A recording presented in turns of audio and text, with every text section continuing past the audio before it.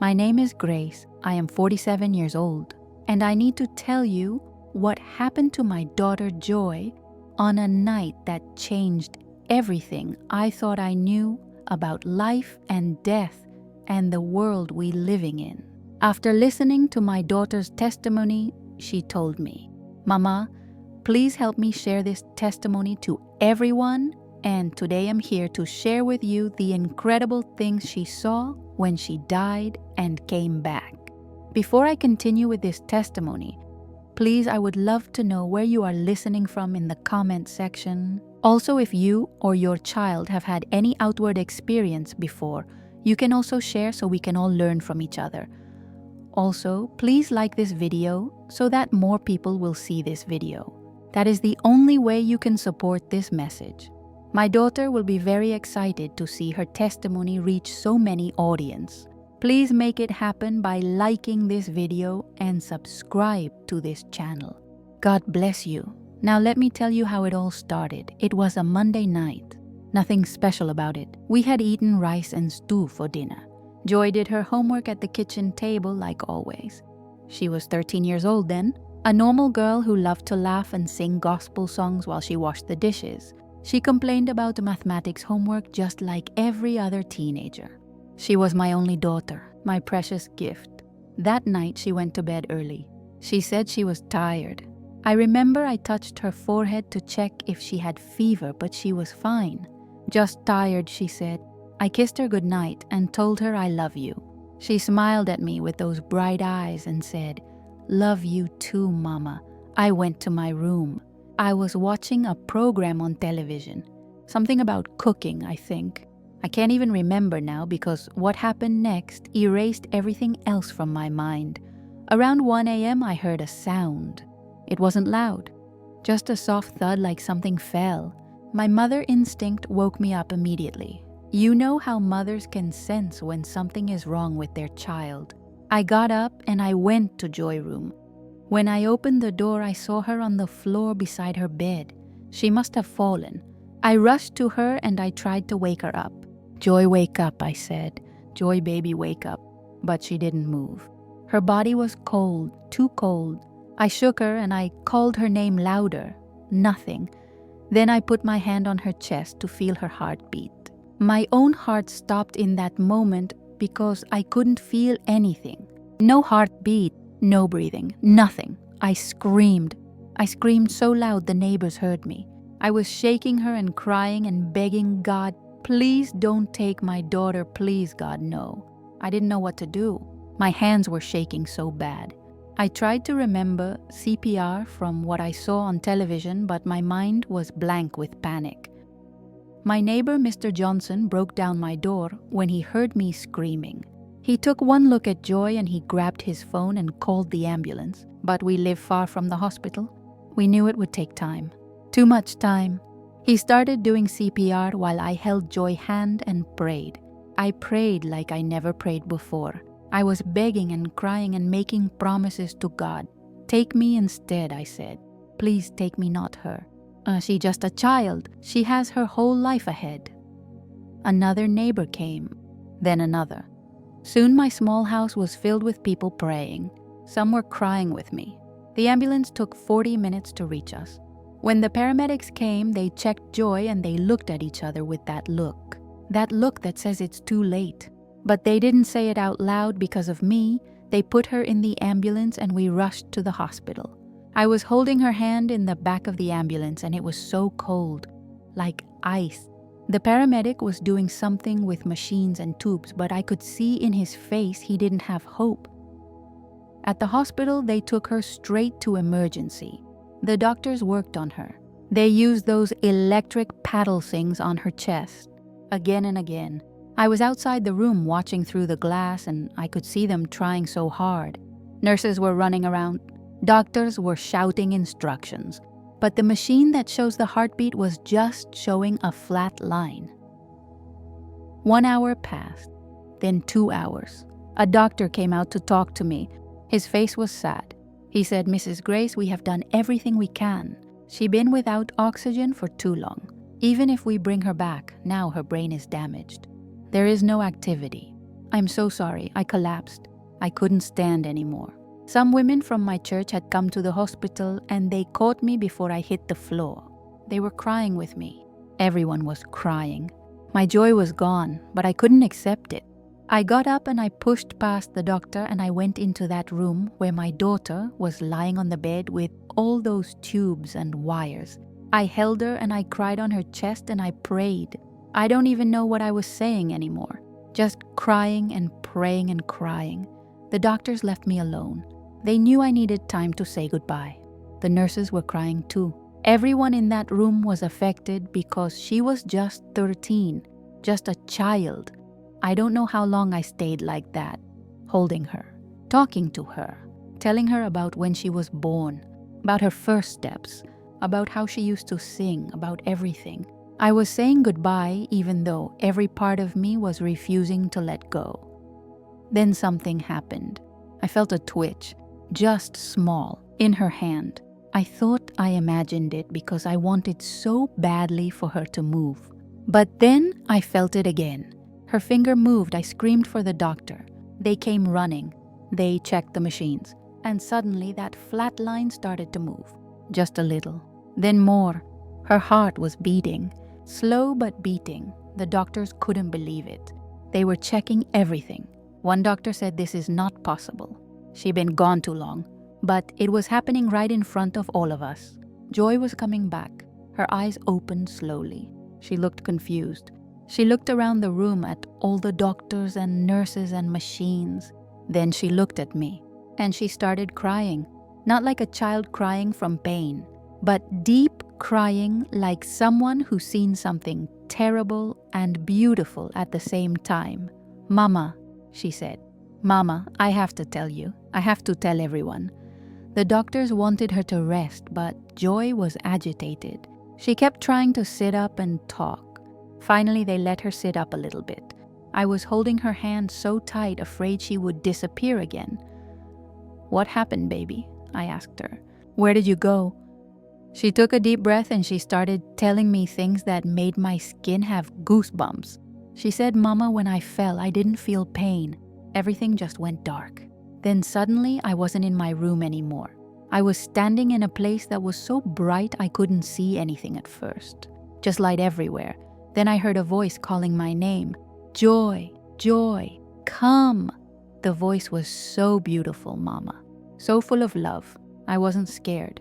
I started walking toward the voice, and as I walked, the light became less bright, and I could see there was a gate in front of me. A huge golden gate that was shining.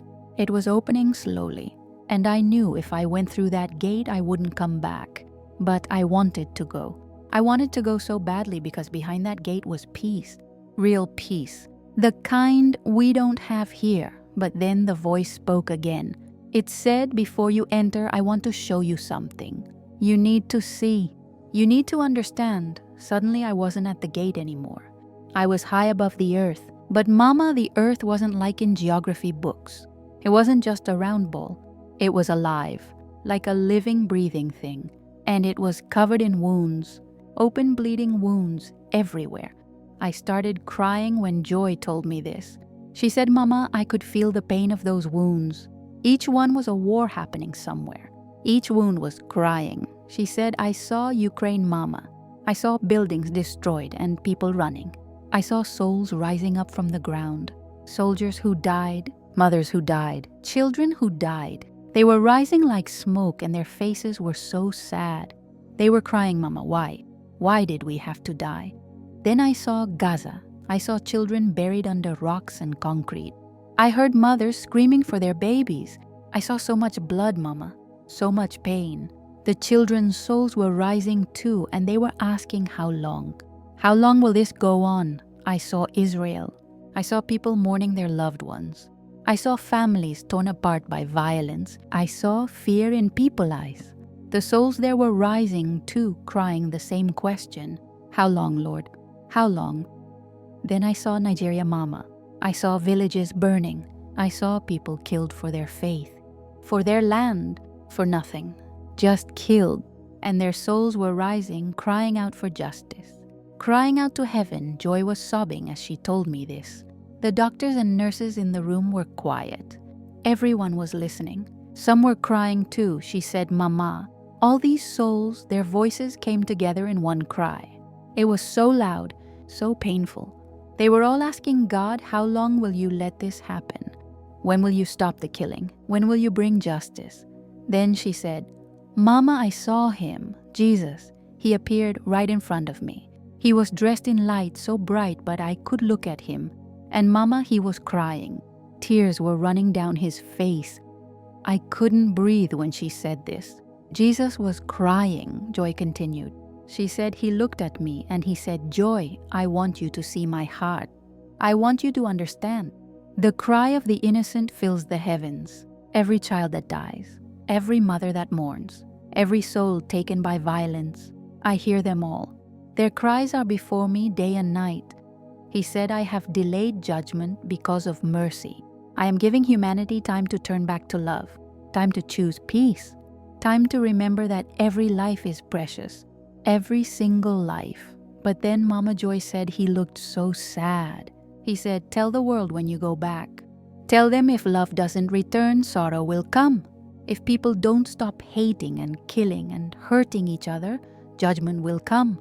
Not because I want it, but because there is a limit to how long evil can continue. He said, I died for the world because I love the world. But the world must choose to receive that love, must choose to live in that love, must choose to spread that love. If not, the wounds will become too many and the earth will not survive. Then Joy said, he touched my forehead and he said, go back. You are not done yet. Tell them what you saw. Tell them to pray. Tell them to love. Tell them I am coming soon, but I want to come for a bride, not for a funeral. And suddenly I was back in my body, opening my eyes in the hospital. Joy finished talking and she grabbed my hands. Mama, we have to pray, she said. We have to pray for the nations. We have to pray for the wars to stop, for people to wake up, for love to return. Please, Mama, we have to pray. We prayed right there in that hospital room. Me and Joy and the doctors and nurses who were there, we all prayed. Some didn't even know how to pray, but they prayed anyway. Because what Joy said touched something deep in all of us. That was 6 months ago. Joy is fine now, completely healthy. The doctors say it's a miracle. They have no medical explanation for how she survived over 2 hours without heartbeat and without oxygen and with no brain damage. They just call it a miracle, but Joy is different now. She's not just a normal 13-year-old anymore. She carries something heavy, the burden of what she saw. She prays every day for the nations. She cries when she watches the news. She asks me, Mama, are people listening? Does anyone care? I tell her, yes, baby. People are listening. I tell your story to everyone I meet, in church, in the market, to my co-workers, everywhere, because I believe God gave you back to me for a reason. He let you see what you saw so you can tell others, and now I'm telling you. Whoever is hearing this story, I am telling you what my daughter saw. The earth is wounded, nations are crying, innocent blood is cooling out from the ground, and Jesus is giving us time to change. Time to choose love over hate. Time to choose peace over war. Time to value life over whatever else we're fighting for. My daughter died and came back with a message. Don't waste it. Don't ignore it. Whether you believe in God or not, you can see the world is breaking. You can see the pain. You can see the wars. You can see the hatred. What will you do about it? Will you add to the wounds or will you be part of the healing? Will you spread more hate or will you choose love? Will you stay silent or will you pray? Will you turn away or will you care? The choice is yours. But remember, someone died and came back to tell you there is still time. Not much time, but still time. Use it wisely. Choose love. Choose peace. Choose to care about others even if they are far away, even if they don't look like you, even if they don't believe like you. Because we are all connected. The pain in Ukraine affects us. The tears in Gaza reach us. The fear in Israel touches us. The blood in Nigeria cries out for all of us.